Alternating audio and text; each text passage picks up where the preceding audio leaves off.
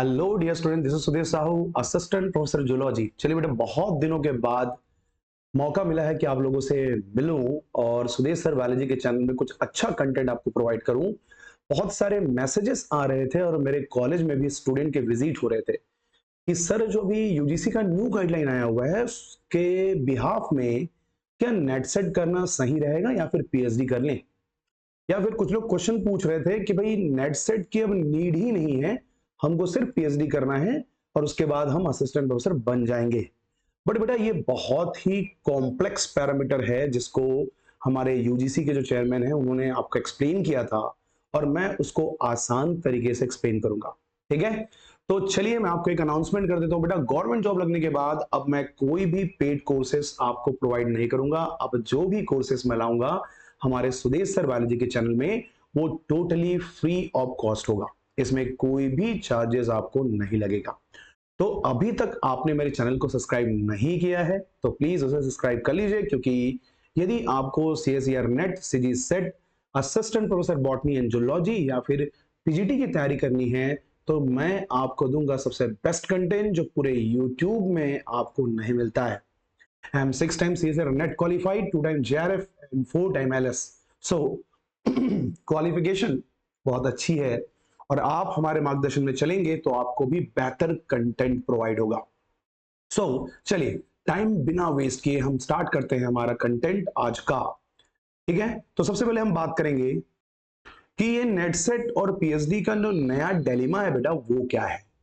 तो सबसे पहले यहाँ पे कंडीशन बनता है कि भैया असिस्टेंट प्रोफेसर एग्जाम के लिए हमारा जो पहला पैरामीटर है वो क्या है।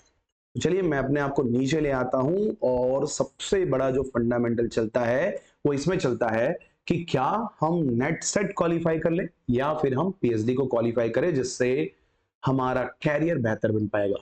तो जितने भी एस्पेरेंट है बेटा जो असिस्टेंट प्रोफेसर एग्जाम की तैयारी कर रहे हैं, जैसे कि मेरे जैसे, क्योंकि मैंने अलाइड सब्जेक्ट से अपना मास्टर किया था बायोकेमिस्ट्री और आज मैं असिस्टेंट प्रोफेसर जूलॉजी के पोस्ट पर दुर्ग साइंस कॉलेज में पोस्टेड हूं। सो मैं भी चाहता हूं कि मेरे छत्तीसगढ़ एमपी के बच्चे जो हैं, इवन पूरे ऑल इंडिया के जो स्टूडेंट्स हैं, उनको बिल्कुल भी डिलेमा ना हो और उनका कॉन्सेप्ट क्लियर रहे ताकि वो नेट सेट एग्जाम या फिर पीएचडी के इंपॉर्टेंस को समझ पाए। तो हमारा यहाँ पे क्लियरेंस जो स्टेटमेंट है बेटा वो यूजीसी के थ्रू आपको मिलेगा। यहाँ देखो, new rules for assistant professor eligibility, मतलब असिस्टेंट प्रोफेसर एग्जाम में आप पात्र होने के लिए आपकी पात्रता क्या क्या होनी चाहिए। तो अभी जो हमारा कॉन्सेप्ट आया है जिसमें सभी लोग बड़े कंफ्यूज हैं। क्यों कंफ्यूज हैं? क्योंकि लोगों को लग रहा है कि यहाँ पीएचडी करने की नीड नहीं है। बट मैं आपको बता दूं, there are two types of courses. One is the professional course and second is the non professional course. जैसे कि हम यूजी और पीजी करते हैं बेटा बायोकेमिस्ट्री में, बायोटेक में, या फिर हो गया बायोसाइंसेस, हो गई बॉटनी, हो गया जूलॉजी, हो गया, जितने भी कोर्सेस में आप एमएससी या ग्रेजुएशन करते हैं वो नॉन प्रोफेशनल कोर्स में आते हैं। जैसे इंजीनियरिंग का जो कोर्सेज बोलेंगे, इंजीनियरिंग हो गया, बीटेक एंड एमटेक हो गई, तो इन सभी कोर्सेज को प्रोफेशनल की कैटेगरी में रखा गया है। तो कौन कौन से कोर्सेज हैं जिनमें असिस्टेंट प्रोफेसर के एग्जाम के लिए जो पात्रता है वो चेंज हुई है, तो यहां पे आपको देखने को मिलेगा। जैसे प्रोफेशनल कोर्सेज में इंजीनियरिंग और टेक्नोलॉजी, एमटेक और एमई, इवन एमबीए जैसे कोर्सेज जो कि प्रोफेशनल होते हैं, उनको हम यहाँ पे पात्रता दे रहे हैं कि भाई बिना नेट और सेट के आप असिस्टेंट प्रोफेसर एग्जाम दिला सकते हैं। बट इसका भी एक बहुत बड़ा चैलेंजेस है कि मान लो आपने इंजीनियरिंग में मास्टर किया हुआ है तो आपको ना तो नेट करने की जरूरत है और ना ही आप जो है मान लो पीएचडी कर रहे हैं, तो मास्टर के बेसिस पे आप तो एलिजिबल हैं। बट दिक्कत क्या है बेटा, जब यही वैकेंसी आएगी, फॉर एग्जांपल गवर्नमेंट कॉलेजेस में, जब इंजीनियरिंग कॉलेज की बात करो, इंजीनियरिंग कॉलेज में जब वैकेंसीज आएगी तो आपके मास्टर डिग्री के हिसाब से आपको जॉब मिलेगा। मगर मान लो कि एक एमबीए का है और एमबीए वाला चाहता है कि वो कॉमर्स में असिस्टेंट प्रोफेसर बने। अब बताइए, एक एमबीए वाला, एमबीए क्या है बेटा? प्रोफेशनल कोर्स है, और कॉमर्स क्या है? नॉन प्रोफेशनल कोर्स है। अब एमबीए का स्टूडेंट चाहता है कि मैं असिस्टेंट प्रोफेसर बनूं तो उसके लिए 2 नीड होगी। एक तो कॉमर्स के किसी पर्टिकुलर सब्जेक्ट में उनका पीएचडी होना चाहिए, नहीं है तो अब यहां पे एक दिक्कत आएगी कि यदि कॉमर्स में आपको एपी बनना है तो उसके लिए आपको कॉमर्स में नेट या सेट क्वालिफाई करना पड़ेगा। ठीक है, तो चलिए सबसे पहले तो ये सब चीजें हम बाद में क्लियर कर लेंगे। प्रोफेशनल कोर्सेज में इंजीनियरिंग, टेक्नोलॉजी, एमटेक, एमई आते हैं। नॉन प्रोफेशनल कोर्सेज ज्यादातर हम लोग बिलोंग करते हैं बेटा नॉन प्रोफेशनल कोर्सेज से, जैसे कि तुम्हारा आर्ट्स हो गया, तुम्हारे कॉमर्स हो गए, है ना, मानविकी हो गया, मानविकी शिक्षा मतलब कि education department BEd and MEd हो गई, कानून का बात हो गया, सामाजिक विज्ञान मतलब सोशल की बात हो गई, साइंस की बात हो गई, लैंग्वेज की बात हो गई, लाइब्रेरियन की बात हो गई, सारी मतलब फिजिकल एजुकेशन की बात हो गई, पत्रकारिता हो गया, जनसंचार हो गया, प्रबंधन हो गया, नाटक हो गया, योग हो गया, संगीत हो गए, ठीक है, परफॉर्मिंग आर्ट्स हो गए, विजुअल आर्ट्स और मूर्तिकला। ये जितने भी कोर्सेस मैंने यहाँ पे जो लेबल किए हुए हैं ये सभी नॉन प्रोफेशनल कोर्सेस में आते हैं। और नॉन प्रोफेशनल कोर्स के लिए या तो आपको नेट या सेट क्वालिफाई करना पड़ेगा, या फिर इस पर्टिकुलर डिग्री में आपका क्या होना चाहिए, पीएचडी होना चाहिए। भाई पीएचडी तो लॉन्ग टर्म कोर्सेस है बेटा, 5 से 6 साल का एक लंबा कोर्स है। जस्ट आप मास्टर करने के बाद यदि तुरंत असिस्टेंट प्रोफेसर बनना चाहते हैं तो उसके लिए आज भी तुमको नेट और सेट एग्जाम करना पड़ेगा, यदि आप नॉन प्रोफेशनल कोर्स में बिलोंग करते हैं। ठीक है, जितने भी लोकल कोर्सेस होते हैं जिसमें कॉस्टिंग हमारी कम आती है वो सभी नॉन प्रोफेशनल कोर्स में आते हैं। और यदि आपने प्रोफेशनल कोर्सेस किया हुआ है तो बहुत अच्छी बात है, बट आप उसी प्रोफेशनल कोर्स में आपको एपी बनने के लिए आप एलिजिबल हैं विदाउट नेट सेट और पीएचडी। बट यदि आप प्रोफेशनल से नॉन प्रोफेशनल स्ट्रीम में आ रहे हैं फॉर एपी तो आपको नेट सेट या पीएचडी जो है वो कंपलसरी होगा। ठीक है, तो ये तो बात हो गई इसकी। अब देखिए जो यूजीसी के अध्यक्ष हैं एम जगदीश कुमार, इन्होंने शुक्रवार को एक लाइव कॉन्फ्रेंस करके इन्होंने बताया कि भाई असिस्टेंट प्रोफेसर एग्जाम के लिए क्या क्या चीजों की नीड है। ठीक है, इनकी स्टेटमेंट क्या है, अब असिस्टेंट प्रोफेसर बनने के लिए यूजीसी नेट अनिवार्य नहीं होगा और केवल मास्टर डिग्री से विश्वविद्यालय व कॉलेजों में शिक्षक बन सकेंगे। ये जो है अफवाह उड़ रही थी, मगर उन्होंने प्रॉपरली इसको एक्सप्लेन किया और बताया बेटा, उन्होंने स्पष्ट किया कि जिन उम्मीदवारों के पास नॉन प्रोफेशनल विषय, ठीक है, नॉन प्रोफेशनल विषय में मास्टर डिग्री है तो उन्हें फैकल्टी पद के लिए यूजीसी नेट पास करना होगा। दैट मींस आज भी नेट और सेट उतने ही वैल्यूएबल हैं जितना आज से पहले था। कई लोगों के माइंड में चलता है अरे यार अब नेट और सेट, क्योंकि बहुत सारे स्टूडेंट हैं जिनसे नेट और सेट क्वालिफाई नहीं हो पाते, तो वो सोचते हैं कि नहीं अब तो विदाउट नेट एंड सेट आप एपी बन सकते हैं। बट बेटा मिनिमम क्राइटेरिया आज भी नेट सेट या पीएचडी है। ओके, चलिए आगे देखते हैं।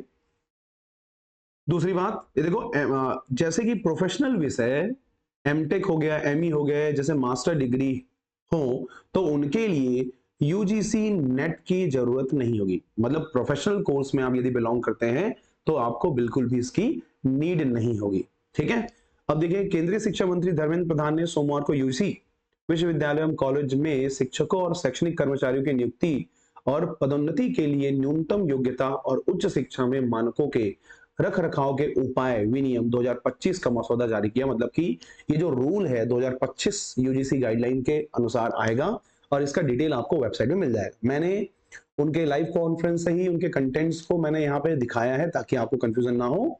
इस नियम में सार्वजनिक होने के बाद सोशल मीडिया पर यह कहा जा रहा था कि यूजीसी नेट की जरूरत पूरी तरह से खत्म हो गई है, बट ये सभी जो है चीजें जो है बकवास है, गलत है बेटा, आज भी इनकी नीड है। वो आगे देखो, असिस्टेंट प्रोफेसर के लिए यूजीसी नेट अभी भी अनिवार्य होगा, ये 100%। ठीक है भाई, मेरी गारंटी देता हूं मैं, 100% आज भी असेंशियल है, आपको एग्जाम क्वालिफाई करना पड़ेगा। अगर आपके पास किसी नॉन प्रोफेशनल मतलब मास्टर डिग्री एमएससी की बात कर रहा हूं मैं, ठीक है, तो जो भी आप मास्टर डिग्री से यदि बिलोंग कर रहे हैं, मास्टर डिग्री आपने किया है तो यस आज भी एपी बनने के लिए यूजीसी नेट पास करना होगा। सिर्फ एलएस की बात हो रही है, एलएस, ठीक है ना, यहाँ पे हम जेआरएफ की बात नहीं कर रहे हैं। आप यदि एलएस क्वालिफाई भी होते हैं तो आप पात्र हैं, एग्जाम क्वालिफाई कर सकते हैं। ठीक है, मतलब एग्जाम के लिए एलिजिबल हो सकते हैं। ठीक है, यूजीसी अध्यक्ष ने क्या कहा भाई सोशल मीडिया में, ये देखो नीचे, अगर आपके पास किसी नॉन प्रोफेशनल विषय में मास्टर डिग्री है तो फैकल्टी पद का आवेदन के लिए यूजीसी नेट देना अनिवार्य होगा। एक बात, अगर आपके पास किसी प्रोफेशनल विषय में मास्टर डिग्री है, लाइक मैंने बताया ना इंजीनियरिंग, टेक्नोलॉजी, एमटेक, एमई, तो इनमें असिस्टेंट प्रोफेसर पद के लिए यूजीसी नेट की योग्यता नहीं है। यह अखिल भारतीय तकनीकी शिक्षा परिषद जो कि AICTE के दिशा निर्देशों के तहत या फिक्स है। ठीक है, सॉरी मेरा थोड़ा सा गलत खराब है तो बीच बीच में ऐसा करूंगा तो उसके लिए क्षमा याचना मेरी। ठीक है भाई, तो यहाँ पे सिंपली ये चीजें क्लियर हो रही है कि आप पहले डिसाइड कर लो कि आप कौन से कोर्स से बिलोंग करते हैं। क्या आप प्रोफेशनल कोर्सेज से बिलोंग करते हैं या फिर नॉन प्रोफेशनल, लाइक आप मेरे साइंस कॉलेज में या फिर छत्तीसगढ़ के किसी भी कॉलेज में लोकल यूजी एंड पीजी कर रहे हैं, तो हाँ आपको आज भी नेट और सेट की नीड होगी। ये कंटेंट मैंने सीधा उनके गाइडलाइन से लाया है। असिस्टेंट प्रोफेसर पदों पर नियुक्ति की योग्यता के 4 नियम जारी किए गए हैं। इन नियम को मैं बता देता हूं। सबसे पहला नियम है बेटा, यदि आपके पास कला, वाणिज्य, मानविकी, शिक्षा, कानून, सामाजिक विज्ञान, मतलब ये जितने भी नाम मैंने दिए हैं रेड कलर से मैंने मार्क कर दिया है, ये पूरे के पूरे क्या है, नॉन प्रोफेशनल कोर्सेस है। तो ऐसे पारंपरिक भारतीय कला रूपों जैसे विषयों में कम से कम 55% अंकों के साथ पीजी डिग्री तो होना ही चाहिए, जिसका आपका लेवल जो है 6.5 है ना, सीजीपीए होना चाहिए।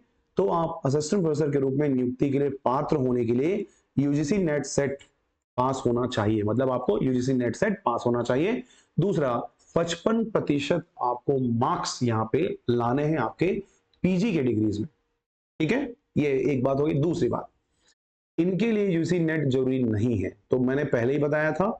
दूसरा रूल ये बेटा, एमई और एमटेक जो है उसमें यूजीसी नेट पास किए बिना ही असिस्टेंट प्रोफेसर के रूप में नियुक्त किए जाने के लिए वो पात्र होंगे। मगर इसमें सबसे बड़ा दिक्कत है, यदि आप सोच रहे होंगे कि आप इंजीनियरिंग का कोर्स कर लिए हैं और उसके बाद आप मैथ्स में आकर के असिस्टेंट प्रोफेसर बन जाएंगे, तो ये बिल्कुल भी गलत है। इसको भी नीचे मैंने क्लियर किया, देखो, पीएचडी, उपरोक्त सभी विषय में यदि आपके पास पीएचडी की डिग्री है तो आप यूजीसी नेट के बिना ही असिस्टेंट प्रोफेसर के रूप में नियुक्ति के लिए पात्र हो जाते हैं। मगर आपका जो पीएचडी है वो उस पर्टिकुलर टॉपिक, उस पर्टिकुलर सब्जेक्ट में होना चाहिए। आपकी पीएचडी बॉटनी में है, आपका पीजी जो है वो जूलॉजी में है, और आप चाहते हैं कि मैं असिस्टेंट प्रोफेसर जो है वो जूलॉजी में दिलाऊं, तो नहीं हो सकता। आपके पीएचडी डिग्री के हिसाब से ये डिसाइड होगा कि आप किन सब्जेक्ट में असिस्टेंट प्रोफेसर के लिए एलिजिबल होते हैं। ठीक है, ये आपका तीसरा रूल हो गया। चौथे रूल की बात करते हैं बेटा, यूजीसी डिग्री और प्रोफेशनल उपलब्धि के दम पर बन सकेंगे असिस्टेंट प्रोफेसर। क्या कहता है देखो, नाटक हो गया, योग हो गया, संगीत हो गया, परफॉर्मिंग आर्ट्स हो गया, विजुअल आर्ट्स हो गया, मूर्ति कला आदि जैसे अन्य पारंपरिक भारतीय कला की विधाओं में यूजी डिग्री प्राप्त और प्रोफेशनल उपलब्धियों वाले आवेदक असिस्टेंट प्रोफेसर के रूप में नियुक्ति के लिए पात्र होंगे। मतलब आप यदि इनमें डिग्री लेते हैं तो बिल्कुल आप यूजी डिग्री प्राप्त करके प्रोफेशनल उपलब्धि यदि मिल जाता है तो आप असिस्टेंट प्रोफेसर के लिए एलिजिबल होंगे। उन्होंने अपने ड्राफ्ट में कहा कि जिस विषय से पीएचडी, नेट और जेआरएफ क्वालिफाई करेंगे। अब देखो यहाँ पे सबसे बेस्ट बात जो है मुझे चौथा रूल लगा कि आपका यूजी पीजी किसमें है वो कोई भी मायने नहीं रखता। यदि आप किसी पर्टिकुलर सब्जेक्ट में पीएचडी करके रखे हैं या फिर किसी पर्टिकुलर सब्जेक्ट में, मैं इसको ऊपर रख देता हूं बेटा, ये लाइन हमको पढ़ना है, ये बहुत ज्यादा इंपॉर्टेंट है। यदि आप प्रोफेशनल या नॉन प्रोफेशनल कोर्स से बिलोंग करते हैं तो ऑफ कोर्स आपको ये चीजें जो है वो जानना चाहिए। ठीक है, तो ये क्या कहता है देखो भाई, ये कह रहा है कि देखो जिस विषय में पीएचडी या नेट या फिर जेआरएफ क्वालिफाई करेंगे उसी विषय में आप असिस्टेंट प्रोफेसर या लेक्चरर के लिए नियुक्त हो सकते हैं। यह भी जरूरी नहीं है कि जिस विषय में स्नातक या स्नातकोत्तर किया गया है उसी विषय से पीएचडी या नेट क्वालिफाई करे। मतलब यदि मैं बायोकेमिस्ट्री वाला हूं तो मैं बॉटनी में, मैं जूलॉजी में पीएचडी कर सकता हूं, मगर मैं अभी जूलॉजी में पोस्टेड हूं, सो मैं क्या करूंगा, जूलॉजी में ही पीएचडी करूंगा, और इसके लिए कोई बाउंडेशन नहीं है और ना ही बिल्कुल डरने की नीड है। दैट मीन्स यहां पूरा फंडामेंटल एकदम से क्लियर है कि आप किसी भी पर्टिकुलर सब्जेक्ट में पीएचडी या फिर नेट सेट क्वालिफाई कर सकते हैं। यदि आपके पास एलिजिबिलिटी है या कैपेबिलिटी है तो आप ये कर सकते हैं। आगे क्या कह रहे देखते हैं, चलिए। जिस विषय में छात्र नेट और पीएचडी क्वालिफाई करेंगे विश्वविद्यालय में उसी विषय के शिक्षक बन सकेंगे। शिक्षक दैट मीन्स AB की बात कर रहे हैं। प्रमोशन में अब शोध पत्र, स्टार्टअप, उद्यमिता, नवाचार, पेटेंट, है ना, उद्योग साझेदारी आदि के मूल्यांकन सहायक होंगे। दैट मीन्स आपका जब भी प्रमोशन होगा तो स्टार्टअप के साथ साथ आपके रिसर्च हो गए, आपका टाई अप जो हो गए, ठीक है, MOU हो गए, जितने भी आप एक्टिविटीज शो करेंगे उसके हिसाब से आपका प्रमोशन होगा। मतलब यहाँ पे चहुमुखी विकास आप बोल सकते हैं। इस लेवल पे आपका जो रेशियो है वो बढ़ जाएगा। ठीक है, तो ये तो हो गए आपके 4 रूल जिसको मुझे आपको बताना था। ठीक है ना? तो आशा करता हूं बेटा कि आपको ये रूल्स क्लियर हो गए हैं। मैं हमेशा कहता हूं कि आप बिल्कुल भी पैनिक मत होइए। बहुत सारे बच्चों के फोन्स आते हैं और वो बोलते हैं सर ना ही वैकेंसी आ रही, ना ही हमारे एग्जाम के रिजल्ट आ रहे हैं, क्या करें? तो मैं तो कहता हूं भाई चिल रहिए। ये स्ट्रगल पीरियड है बेटा, जितना बेहतर स्ट्रगल करेंगे ना उतना ही बेहतर आपके रिजल्ट्स होंगे। बोलते हैं ना सब्र फल मीठा होता है, तो बिल्कुल आप इंतजार कीजिए, क्या पता आपका सब्र का फल बहुत मीठा हो। इसीलिए मैं कुछ बोल देता हूं आप लोगों के लिए भाई कि नसीबे जिनके ऊंचे और मस्त होते हैं, इम्तिहान भी उनके जबरदस्त होते हैं। तो यदि आपकी नसीब बहुत अच्छी बनानी है भैया तो इम्तिहान भी बहुत बेहतर आपको देना पड़ेगा। जाते जाते एक रिक्वेस्ट है बेटा कि हमारा ये चैनल है सुदेश सर बायोलॉजी का, और हमने ये सोचा है, हमने क्या, मैंने ये सोचा है कि आज से हमारे बच्चों को फ्री एजुकेशन प्रोवाइड किया जाएगा। दैट मीन्स कोई भी कोर्सेज आपको पेड कोर्स के फॉर्म में नहीं मिलेगी। दैट मीन्स हमारे जो पुराने कोर्सेज, जो पेड कोर्सेज हैं, वो हमने लोकेश्वर सर को सेल आउट कर दिया है। अब जो भी रेगुलेशन होता है वो लोकेश्वर सर के थ्रू होता है। अब से मेरी जो क्लासेस होगी वो फ्री क्लासेस होगी। मैं कोशिश करूंगा कि आपको हर एग्जाम के लिए, लाइक पीजीटी एग्जाम्स हो गए, आपके असिस्टेंट प्रोफेसर बॉटनी हो गया, असिस्टेंट प्रोफेसर जूलॉजी हो गए, या फिर आपका नेट और सेट का एग्जाम इंक्लूडिंग नीट एग्जाम, तो यदि आप इनमें से किसी भी एग्जाम की तैयारी कर रहे हैं तो ऑफ कोर्स आपके लिए बेहतर है कि मैं आपको प्रोवाइड करूंगा एक बेहतर कंटेंट। उसके लिए आपको हमारा चैनल सब्सक्राइब करना पड़ेगा। So thank you very much. मिलते हैं नेक्स्ट वीडियो के साथ में, और ऐसे ही लगातार हम मिलते रहेंगे ताकि मेरे बच्चों का कैरियर बन सके। बस अब एक ही बस मोटिवेशन है मेरे लिए, बोल सकते हैं कि मैं तो अपने कैरियर को सेव कर लिया हूं, मैं अपने कैरियर में बेहतर बन चुका हूं। अब समय है लोगों के जीवन को बेहतर बनाने का। तो मुझसे जो हो पाएगा मैं आपके लिए करूंगा, और आप मुझे मैसेज कर सकते हैं, जो भी आपके कंसर्न होंगे उसको हम क्लियर करेंगे। ठीक है, चलिए बेटा, थैंक यू वेरी मच। मिलते हैं नेक्स्ट वीडियो लेक्चर सीरीज में। तब तक के लिए टाटा बाय बाय।